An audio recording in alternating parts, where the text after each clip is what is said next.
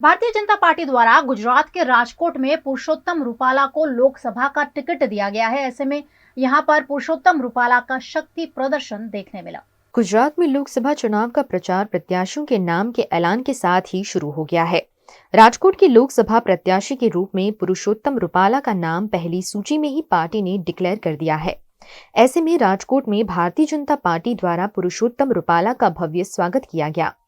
इस मौके पर इकट्ठी की गई भीड़ से पुरुषोत्तम रूपाला का शक्ति प्रदर्शन देखा गया।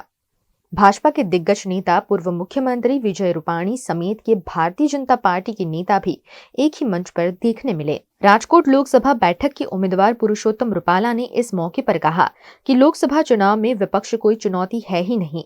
गुजरात में लोकसभा की कभी 26 बैठक पर भारतीय जनता पार्टी की जीत का विश्वास भी पुरुषोत्तम रूपाला ने जताया है। वहीं अर्जुन मोढवाडिया और अम्बरीश डेर के भाजपा में जुड़ने पर भी पुरुषोत्तम रूपाला ने अपनी प्रतिक्रिया दी। આજે હું રાજકોટની ધરતીને પ્રણામ કરવા માટે આવ્યો છું। રાજકોટના કાર્યકર્તાઓને વંદન કરવા માટે આવ્યો છું અને મેં કહ્યું તે પ્રમાણે ચૂંટણીની જાહેરાત બાદ રાજકોટ નગરની અને જિલ્લાની અમારી ટીમ જે કાર્યક્રમો ઘડશે એ કાર્યક્રમોમાં હું પણ એક કાર્યકર્તા તરીકે જોડાઈશ। मित्रों, अमे सौ आ वखतनी चूंटणीमां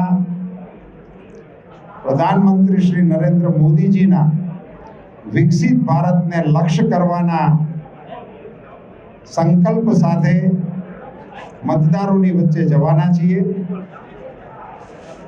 आप सौ एमां अमने सहकार आपशो एवी अपेक्षा छे।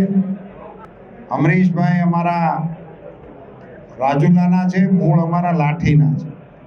હવે રાજુલા સ્થિર થયા છે।